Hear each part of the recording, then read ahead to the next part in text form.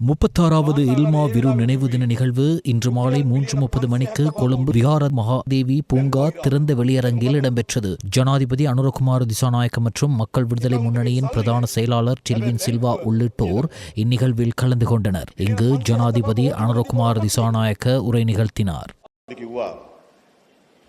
බහන්ඩාගාරයට එන්න තියෙන ධනයට මොකද උනේ කියලා. බහන්ඩාගාරයට එකක් එන්න කලින් ධනෙ විනාශ කරා. තව එකක් ආවට පස්සේ විනාශ කරා. මොකද්ද උනේ? බහන්ඩාගාරයට එන්න තියෙන ධනය තමගේ ගජ මිතුරන්ට බදු සහන හරහා එන එක වැළැක්වුවා. එක. දෙක බහන්ඩාගාරයට එන්න තියෙන ධනය එමතුරුන්ගේ ගෙවල් වලට පාර කැපුවා. දෙක. තුන බහන්ඩාගාරක ආපු ධනය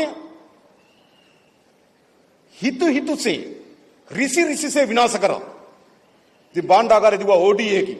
මට මතකයි 2017 විතර අපි කරපු කතාවකදී කිව්වා බහන්ඩාගාරේ ඒ වෙලාවේ දිව්වේ රුපියල් බිලියන 575ක ODA එකකින්. බැංකුව අයිරාවත. ඒ කියන්නේ මොකද්ද? account එකේ සල්ලි නැහැ. හැබැයි බැංකුව වියදම් කරනවා. බිලියන 575ක OD වලින් දීපු රටක් මේක. අද අපි මොකද කරලා තිබෙන්නේ? අද අපි බහන්ඩාගාරයේ ධනෙ එක්රැස් කරලා තියෙනවා. ඉතා හොඳ විධිමත් පාලනයකට යටත් කරලා තිබෙනවා. ඒක රටක්. ඒ නිසා මොකද හැකියාව ලැබිලා තිබෙන්නේ? ඒ නිසා අපිට මූල්‍ය වෙළඳපොළ පාලනය කිරීමේ හැකියාව තියෙනවා. අපේ මූල්‍ය වෙළඳපොළ පාලනය කිරීමේ හැකියාව ආණ්ඩුවෙන් ගිලී වුණා. ඒ නිසා තමයි බහන්ඩාගාර බිල්පත් 33ට 34ට ගියා. බහන්ඩාගාර බිල්පත් 33ට යනකොට සාමාන්‍ය බැංකු පොලි අනුපාතය 35ට 36ට ගියා. මුළු ආර්ථිකයම හිර වුණා. ව්‍යාපාරිකට බැංකුවකින් අරන් ව්‍යාපාරයක් කරන්න බෑ. ඒ පොලිය බහන්ඩාගාර බිල්පත් 33ට 34ට ගියා. අපි ගාව ධනය තියෙනවා. බහන්ඩාගාරේ ගාව මුදල් තිබෙනවා.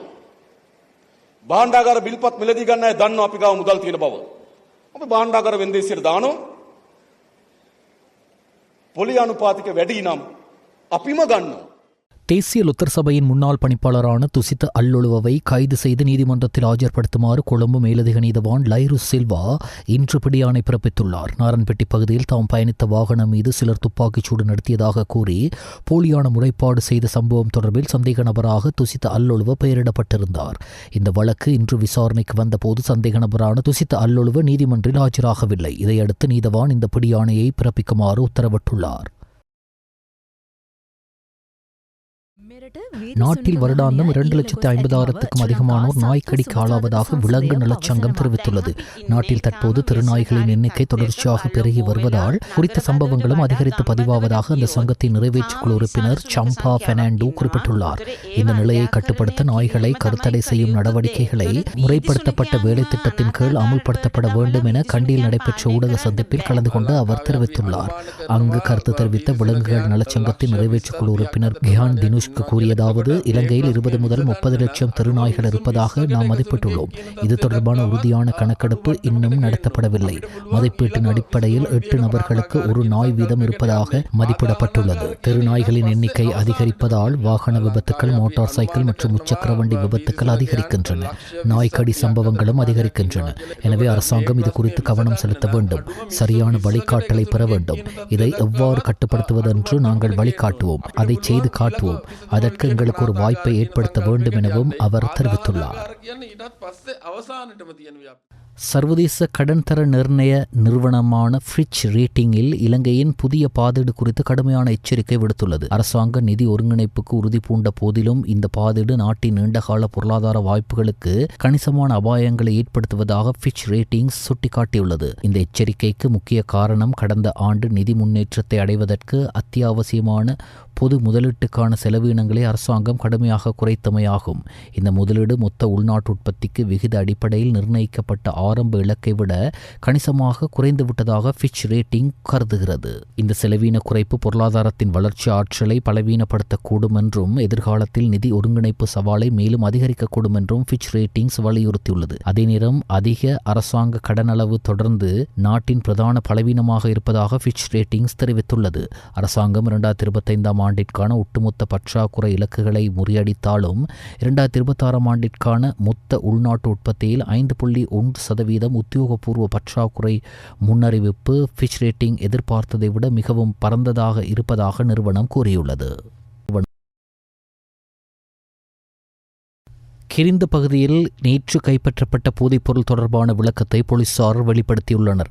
அதன்படி 345 கிலோகிராம் ஐஸ் ரக போதைப்பொருள் கைப்பற்றப்பட்டுள்ளதாகவும் 8 சந்தேக நபர்கள் கைது செய்யப்பட்டுள்ளதாகவும் போலீசார் உறுதிப்படுத்தியுள்ளனர்.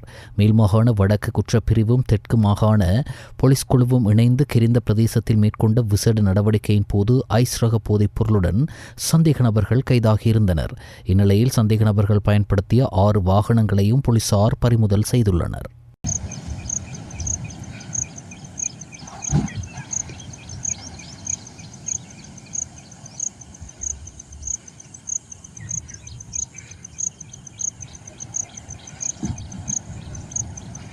இலங்கை சுங்கத்தினால் இந்த ஆண்டுக்கு எட்ட வேண்டிய வருவாய் இலக்கை நேற்று முன்தினம் கடந்துள்ளதாக அறிவித்துள்ளது. இது குறித்து சுங்கம் வெளியிட்டுள்ள அறிக்கையில் 2025 ஆண்டுக்கான வருவாய் இலக்காக நிர்ணயிக்கப்பட்ட 2115 பில்லியன் ரூபாய்க்கும் அதிகமாக நேற்று முன்தினம் வரை 2117.2 பில்லியன் ரூபாய் என்ற எல்லையை எட்ட முடிந்துள்ளதாக தெரிவித்துள்ளது. 4 லட்சம் ரூபாய் பெறுமதியான ஹெரோயினுடன் சந்தேக நபர் ஒருவர் அம்பலாங்கொட பிரதேசத்தில் கைது செய்யப்பட்டுள்ளார். இவர் வெளிநாட்டில் வாழும் ஒழுங்கமைக்கப்பட்ட குழு தலைவனின் உதவியாளர் என தெரிய வந்துள்ளது. இவரிடமிருந்து கூறிய ஆயுதம் மற்றும் சிறிய தராசு ஒன்றும் 2 கையடக்க தொலைபேசிகளும் கைப்பற்றப்பட்டுள்ளது.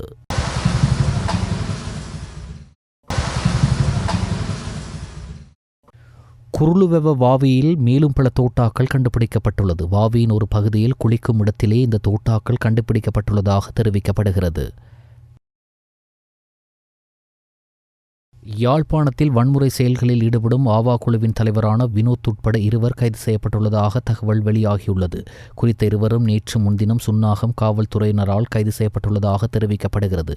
இதுகுறித்து மேலும் தெரிய வருகையில் ஆவா குழு வினோத் என்பவர் 2 கிராம் 400 மில்லிகிராம் ஹெரோயினுடனும் அவரது சகா ஒருவர் கைக்குண்டு மற்றும் வாளுடனும் கைது செய்யப்பட்டுள்ளனர். அனுராதபுரத்தில் போதைப்பொருள் விவகாரத்தில் கைது செய்யப்பட்ட பாடசாலை அதிபருக்கு விளக்கமறியல் நீடிக்கப்பட்டுள்ளது. குறித்த உத்தரவை தம்புத்தேகம நீதவான் நீதிமன்றம் பிறப்பித்துள்ளது. இதன் அடிப்படையில் எதிர்வரும் நவம்பர் மாதம் 26ஆம் தேதி வரை விளக்கமறியல் நீட்டிக்கப்பட்டுள்ளது. இந்த சம்பவம் தொடர்பில் மேலும் தெரிய வருகையில் கடந்த நவம்பர் மாதம் 5ஆம் தேதி அனுராதபுரம் எப்பாவல்ல பிரதேசத்தில் உள்ள ஒரு ஆரம்ப பாடசாலையின் அதிபர் 1 கிலோவிற்கும் அதிகமான ஹெரோயினுடன் கைது செய்யப்பட்டார். இந்நிலையில் எப்பாவல நல்லமுதாவு வீதி பகுதியில் கைது செய்யப்பட்ட 30 வயதுடைய நபர் ஒருவரிடமிருந்து கிடைத்த தகவலின் அடிப்படையில் அனுராதபுர குற்றப்புலனாய்வு பிரிவினர் இந்த சுற்றி வளைப்பை மேற்கொண்டனர். கம்பளை கண்டி பிரதான வீதியில் கலியோய சரமட விகாரைக்கு அருகில் நேற்று இடம்பெற்ற விபத்தில் ஒருவர் பலியானார். இந்த விபத்தில் மேலும் ஒருவர் காயமடைந்த நிலையில் வைத்தியசாலையில் அனுமதிக்கப்பட்டுள்ளார். நுவரெலியாவிலிருந்து கொழும்பை நோக்கி பயணித்த தனியார் பேருந்து ஒன்று வேக கட்டுப்பாட்டை இழந்து வீதியோரத்தில் இருந்த கடையொன்றின் மீது மோதியுள்ளது. அத்துடன் அங்கு நிறுத்தி வைக்கப்பட்டிருந்த முச்சக்கர வண்டி ஒன்றுடனும் மோதிய நிலையில் வீடொன்றில் மதில் மீதும் மோதி நின்றுள்ளது. விபத்துக்குள்ளான பேருந்தில் பயணித்தவர்களுக்கு காயம் எதுவும் ஏற்படவில்லை. விபத்து தொடர்பில் பேராதனை போலீசார் விசாரணைகளை முன்னெடுத்து வருகின்றனர். சற்று சிந்தியுங்கள்.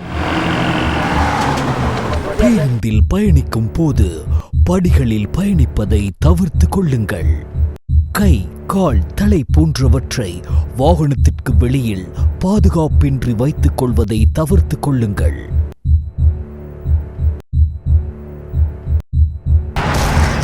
முச்சக்கர வண்டிகளில் 3 பேருக்கு அதிகமானோர் பயணிப்பதை தவிர்த்து கொள்ளுங்கள். மிகவும் ஒழுக்கமாக வீதிகளை பாவியுங்கள். இது விபத்தை தடுப்பதற்கான நேரம். லஞ்ச ஊழல் விசாரணை ஆணைக்குழுவால் நேற்று கைது செய்யப்பட்ட முன்னாள் அமைச்சர் பிரசன்ன ரணதுங்கவை பிணையில் செல்ல கொழும்பு நீதவான் நீதிமன்றம் அனுமதி வழங்கியுள்ளது. லஞ்சம் ஊழல் விசாரணை ஆணைக்குழு மற்றும் பிரதிவாதி தரப்பு சட்டத்தரணிகள் முன்வைத்த காரணிகளை ஆராய்ந்ததன் பின்னர் கொழும்பு பிரதான நீதவான் அசங்க எஸ் பூதரகம நேற்று பிற்பகல் இந்த உத்தரவை பிறப்பித்துள்ளார். வாக்குமூலம் ஒன்றை பதிவு செய்வதற்காக லஞ்ச ஊழல் விசாரணை ஆணைக்குழுவில் நேற்று காலை முன்னிலையாகிய போதே முன்னாள் அமைச்சர் கைது செய்யப்பட்டிருந்தார். சுற்றுலா அமைச்சின் கீழ் உள்ள 4 நிறுவனங்களின் ஊழியர்களுக்கு வழங்கப்பட்ட நேரடி மருத்துவ காப்புறுதிக்காக சட்டவிரோதமாக ஒரு தனியார் தரகர் நிறுவனம் நியமிக்கப்பட்டதன் மூலம் இலங்கை காப்புறுதி கூட்டுத்தாபனத்திற்கு 47,50,828 ரூபாய் 72% நட்டத்தை ஏற்படுத்தியதாக முன்னாள் அமைச்சருக்கு எதிராக குற்றம் சுமத்தப்பட்டுள்ளது.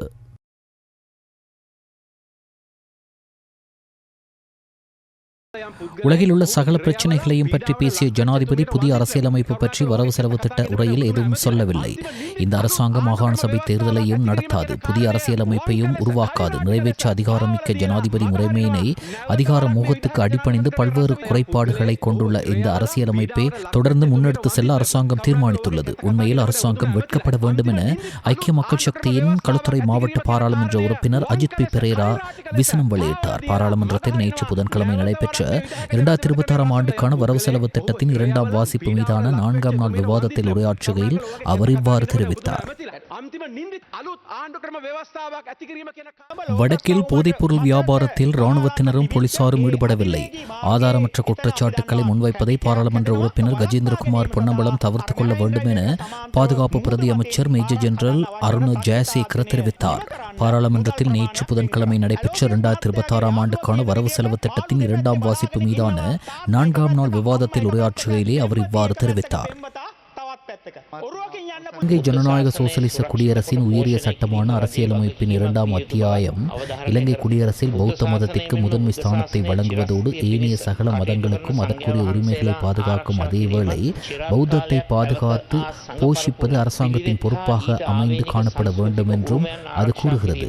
புத்த சாசனத்தையும் அதனது நிலைத்தன்மைக்காக செயற்படும் மகா சங்கத்தினரை பாதுகாப்பதும் அதன் நீண்டகால இருப்பும் சங்க மரபின் நடைமுறைகள் மற்றும் பாரம்பரியத்தை பாதுகாத்தும் அரசாங்கத்தின் முக்கிய நோக்கமாக அமைந்து காணப்பட வேண்டும் என்றாலும் தற்போதைய அரசாங்கம் அந்த கலாச்சார பாரம்பரியத்தை புறக்கணிப்பதாக தெரிகிறது என எதிர்க்கட்சித் தலைவர் சஜித் பிரேமதாச தெரிவித்தார். நேற்று பாராளுமன்றத்தில் வரவு செலவு திட்டத்தின் 2ஆம் வாசிப்பு மீதான விவாதத்தில் கலந்து கொண்டு உரையாற்றும் போதே அவர் இவ்வாறு தெரிவித்தார். பெருந்தோட்ட மக்களுக்கு இந்த நாட்டின் ஒட்டுமொத்த மக்களும் கடன்பட்டுள்ளார்கள். நாட்டுக்கு அதிகளவான அந்நிய செலாவணியை ஈட்டி தரும் மலையக மக்கள் தமது உழைப்புக்கேற்ற ஊதியத்தை இதுவரை காலமும் பெறவில்லை. பெருந்தோட்ட மக்களின் சம்பள அதிகரிப்பில் 200 ரூபாயை அரசாங்கம் வழங்குவது தவறு என்ற நிலைப்பாட்டை எதிர்த்தரப்பினர் ஏற்படுத்த முயற்சிக்கின்றார்கள் என்று பாராளுமன்ற உறுப்பினர் நஜித் இந்திக தெரிவித்தார். பாராளுமன்றத்தில் நேற்று புதன்கிழமை நடைபெற்ற 2026 ஆண்டுக்கான வரவு செலவு திட்டத்தின் 2ஆம் வாசிப்பு மீதான 4ஆம் நாள் விவாதத்தில் உரையாற்றுகையில் அவர் இவ்வாறு தெரிவித்தார். பெருந்தோட்டத்துறை அபிவிருத்திக்காக கடந்த காலங்களில் உலக வங்கியால் வழங்கப்பட்ட நிதியை முன்னாள் அமைச்சர்களான தயா கமகே, ரோஷான் ரணசிங்க உட்பட அரசியல்வாதிகளின் உறவினர்கள் பகிர்ந்து கொண்டுள்ளார்கள். இந்த கருத்திட்ட நிதியை முறைகேடாக பயன்படுத்தியுள்ளதால் குறித்த நிதியை மீள ஒப்படைக்க வேண்டும் என்று உலக வங்கி அறிவித்துள்ளது. நிதியை முறைகேடாக பயன்படுத்திய தரப்பினருக்கு எதிராக உரிய சட்ட நடவடிக்கை எடுக்கப்படும் என பெருந்தோட்ட மற்றும் சமூக உட்கட்டமைப்பு வசதிகள் அமைச்சர் சமந்த வித்யாரத்ன தெரிவித்தார். பாராளுமன்றத்தில் நேற்று புதன்கிழமை நடைபெற்ற 2026 ஆண்டுக்கான வரவு செலவு திட்டத்தின் 2ஆம் வாசிப்பு மீதான 4ஆம் நாள் விவாதத்தில் உரையாற்றுகையில் அவர் இவ்வாறு குறிப்பிட்டார். வருமானம் குறைந்த உள்ளூராட்சி சபை பிரதேசங்கள் உட்பட பல்வேறு பிரதேசங்களிலும் வீதி விளக்குகள் பொருத்துதல், பராமரித்தல், மின்சாரம் வழங்குதல் போன்றவற்றில் ஏற்பட்டுள்ள சிக்கல்கள் அடுத்த வருடத்தில் முழுமையாக நிவர்த்தி செய்யப்படும் என அமைச்சர் குமார் ஜெயக்கொடி தெரிவித்தார். பாராளுமன்றத்தில் நேற்று புதன்கிழமை வாய்மூல விடைக்கான வினாக்கள் வேளையில் தர்மபிரிய திசாநாயக்க எம்பி எழுப்பிய கேள்வி ஒன்றுக்கு பதிலளிக்கும் போதே அவர் இவ்வாறு தெரிவித்தார். 2026 ஆண்டுக்கான வரவு செலவு திட்டத்தின் 2ஆம் வாசிப்பு மீதான விவாதத்தில் பாராளுமன்ற உறுப்பினர் இம்ரான் உரையாற்றினார். இனவாதத்தை ஏற்படுத்தி விடாதீர்கள், இனவாதம் பேசாதீர்கள் என்று சொல்லுகின்றார்கள். வடக்கு கிழக்கிலே நிதி ஒதுக்கீடு குறைந்திருக்கின்றது என்று சொன்னார்கள் கூட அதாவது பிரதேச அடிப்படையிலே பேசாதீர்கள், நாடளாவிய ரீதியிலே நாங்கள் வழங்கி இருக்கின்றோம் என்று சொல்லுகின்றார்கள்.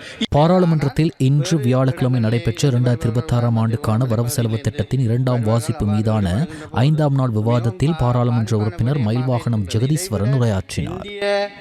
மீனவர்களின் ஆக்கிரமிப்பும் கணிசமாக இருக்கின்றது. இவ்வாறான ஒரு சூழ்நிலையிலே இந்த பிரதேசத்து மீனவர்களுடைய வாழ்வாதாரம் பாதிக்கப்பட்டிருக்கிறது. இதற்கு அமைச்சர் என்ற ரீதியிலே அமைச்சின் ஊடாக எடுக்கப்பட்ட நடவடிக்கை என்று அறையக்கூடியதாக இருக்குமா? 2026 ஆண்டுக்கான வரவு செலவு திட்டத்தின் 2ஆம் வாசிப்பு மீதான விவாதத்தில் பாராளுமன்ற உறுப்பினர் ரிஷாட் பத்ருதீன் உரையாற்றினார். போய் இறங்கி இருக்கிறார்கள். இனி அவ்வாறு அந்த பிரதேச சுற்றுலாவிலே முன்னேறுகின்ற பொழுது அங்கு வாழ்கின்ற ஏழை மக்களுக்கு, தொழில் இல்லாத மக்களுக்கு அந்த பிரதேசத்துடைய பொருளாதாரம் மேம்படக்கூடிய வாய்ப்பு இருக்கிறது. எனவே அது சம்பந்தமாக ஆக்கபூர்வமான நடவடிக்கை இந்த அரசாங்கம் எடுக்க வேண்டும். இதனூடாக அந்த பாலத்தை போடுகின்ற, அதாவது ஜெட்டியை செய்கின்ற பொழுது இந்தியாவிலிருந்து 1 பில்லியன் டூரிஸ்ட் வருவதற்கான வாய்ப்புகள் இருக்கிறது. எனவே இன்னும் எங்களுடைய வருமானத்தை அதிகரித்துக் கொள்ள முடியும்.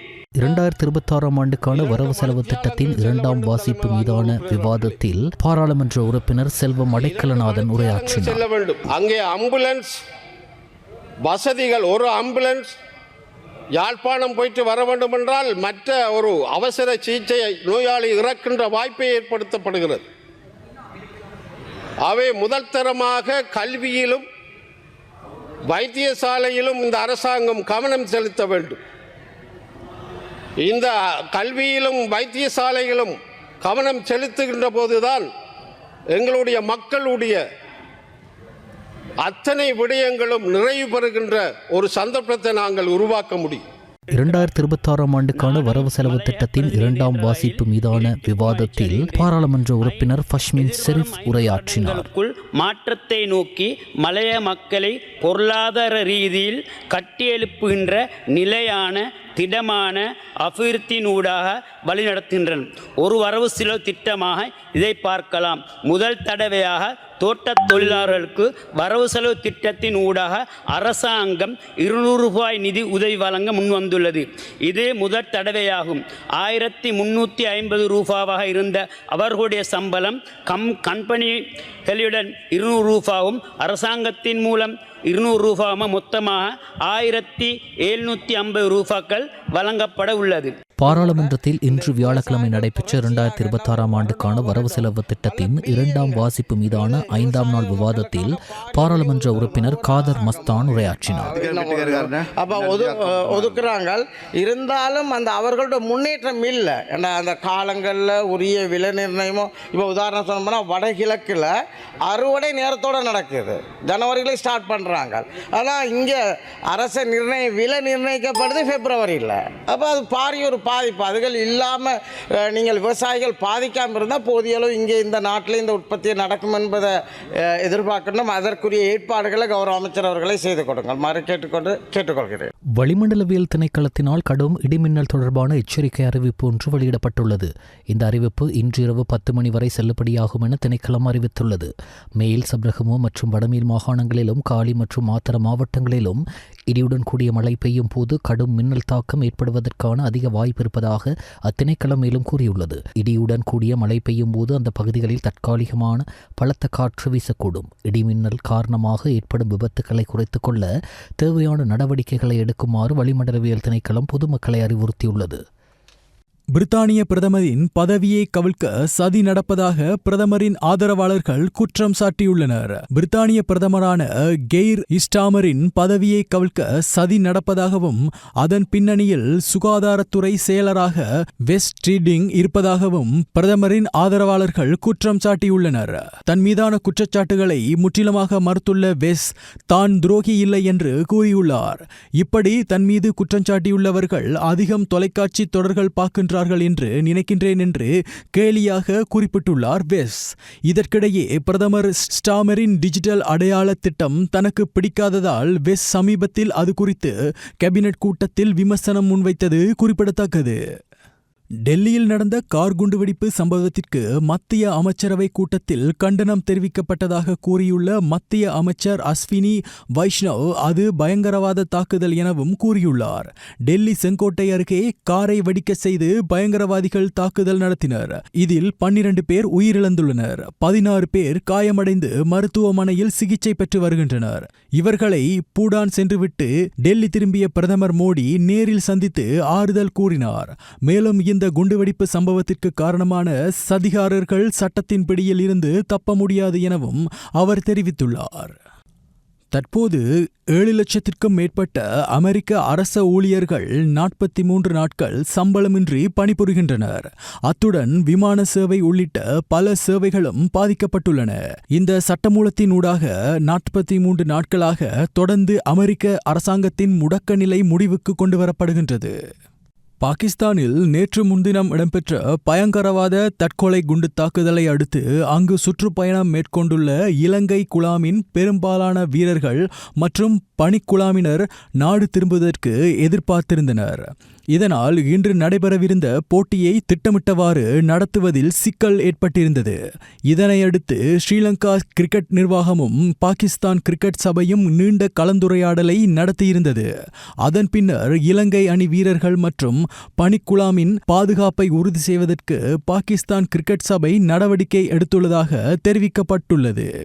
இதனையடுத்து இந்த தொடரை முழுமையாக நிறைவு செய்யுமாறு இலங்கை வீரர்கள் மற்றும் பணிக்குழாமுக்கு ஸ்ரீலங்கா கிரிக்கெட் பணிப்புரை விடுத்திருந்தது. அதே நேரம் ஸ்ரீலங்கா கிரிக்கெட்டின் இந்த பணிப்புரையை மீறும் வீரர்கள் மற்றும் பணிக்குழாமினருக்கு எதிராக ஒழுக்காற்று நடவடிக்கை எடுக்கப்படும் எனவும் எச்சரிக்கை விடுக்கப்பட்டிருந்தது. இதன் அடிப்படையிலேயே குறித்த போட்டிகள் ஒரு நாள் பிட்ச் போடப்பட்டு நடத்துவதற்கு தீர்மானிக்கப்பட்டுள்ளது.